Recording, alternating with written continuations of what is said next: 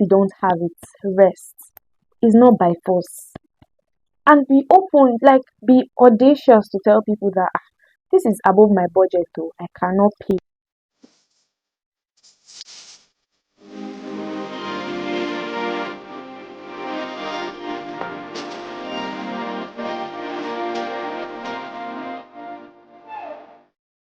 Hello and welcome back to my YouTube channel. If it's your first time coming here, don't forget to click on the subscribe button and don't forget to like this video. And to my returning subscribers always coming back to watch my video, I am so grateful. I am happy that you enjoy every single video I drop. Thank you for the like, thank you for the comments, thank you for the share. Thank you so much and I love you all. This video, I just want to rant. I just want to say it as the hot. So here's the thing, right? I'm not going to say I got scammed again, but I just think I wasn't smart enough. Yes. So I met this bride recently. We started talking, I think, since August. She told me about her wedding. The very first wedding I shot, that's my first ever wedding gig, was a garden team wedding.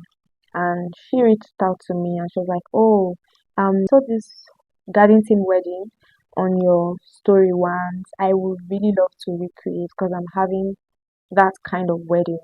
I was so excited. So I sent her the video and then we spoke. She asked me how much I charge. I told her everything and she was like, "Oh, it's fair." That was the first person that I have ever told my rate card and she did not bargain. So I'm like, wow, this is good business. So I told her and then she said, okay, she's interested. Her wedding is so date. Yeah. So we got talking. I told her, okay, this is how I do things, right? If you tell me about your wedding and we have a booking, I'll send you views. Possible views that we can recreate either from TikTok or Pinterest. It doesn't have to be exactly, but something close to it. And then it gives my clients an opportunity to choose whichever ones they want, right? So that was how we came to an agreement. So we got talking, I kept sending reels, she liked them, she was like, "Oh, I love this is so beautiful, I will share, I will share, I will share, I will share." It's almost time for the wedding. I've not heard anything. So I messaged her in October and I'm like, you have to make a deposit. One mistake I made was I didn't send her my rate card. I just told her the price, right?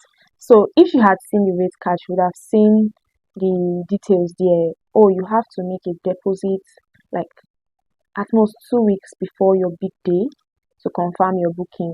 So I reminded her, she was like, she was going to speak to her husband. I said, okay. I kept waiting. November, that was how we kept going back and forth. I kept sending reels. And then it got to a point she started ignoring my messages. She started ignoring me. I now asked her one of the days, and then I asked her that, okay, do we still have a booking? Because I have people asking for this date. Let it not be like I'm going to disappoint you because humans are funny. I may decide to take up another job and then she comes maybe like 2 days before our event and then she was like, "Oh, but I've told you since now, but you did not pay me, Abby." She might just say, okay, if she might just say, "But I told you since now." And then maybe if she eventually sees somebody that wants to do a content for her wedding, she tell them about me, she'll be like, that one, don't work with her. Oh. You know how human beings are, right?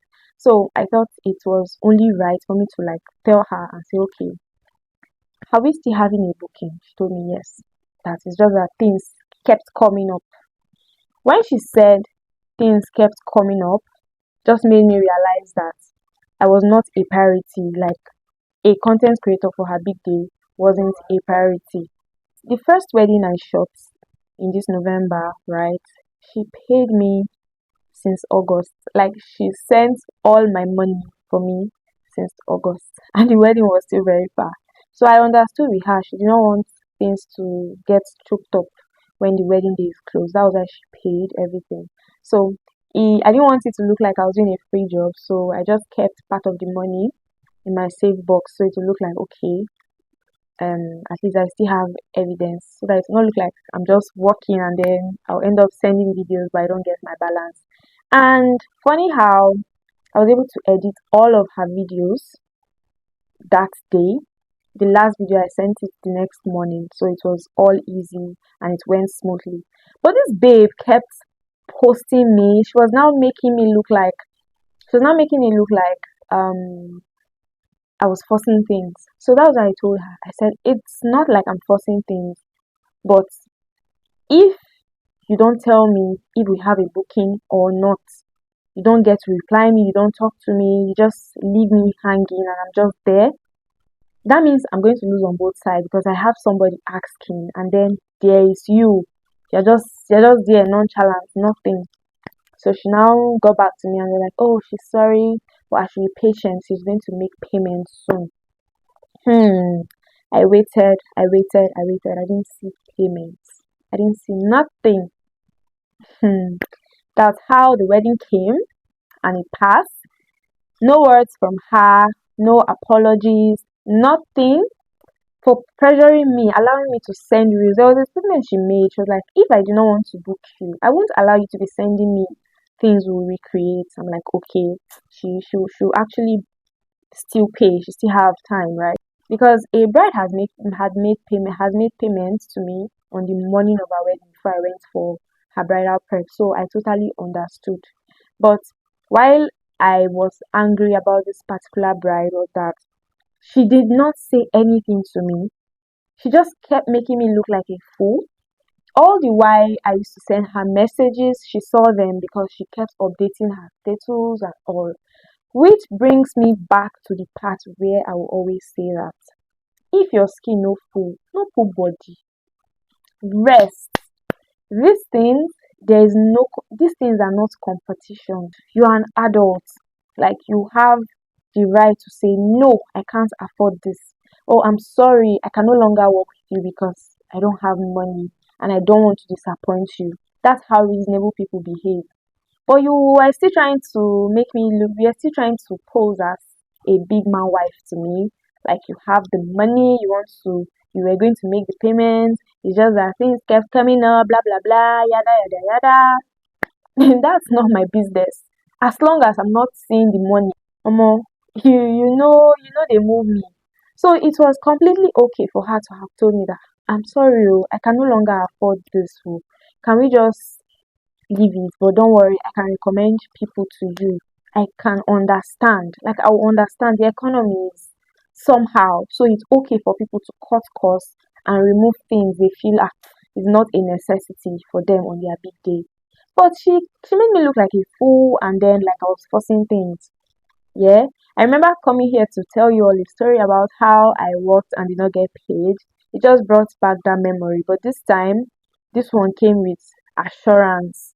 And then it felt so real. It felt like something that was going to happen. I looked forward to it honestly. That's why I said I just wanted to rant. I'm not going to do the story time, but this is more like a rant. If you are an intending bride, just anybody watching this video, if you don't have it, rest. It's not by force. And be open, like be audacious to tell people that this is above my budget though. I cannot pay. Fine, nobody will beat you. Nobody will do you anything. Just just learn how to communicate. Just learn how to tell people that you are no longer interested in doing things with them instead of leading them on and then at the end of the day you disappoint them. So thank you all for coming to my rant section today because this is definitely not a story time for me. And if you watched this video till the end, what would you have done? Please kindly leave me a comment in the comment section down below. If you watched this video till the end and you have not subscribed to my channel yet, please don't forget to click on the subscribe button so that you get notifications of new videos. Until my next video, I'll see you guys. Bye.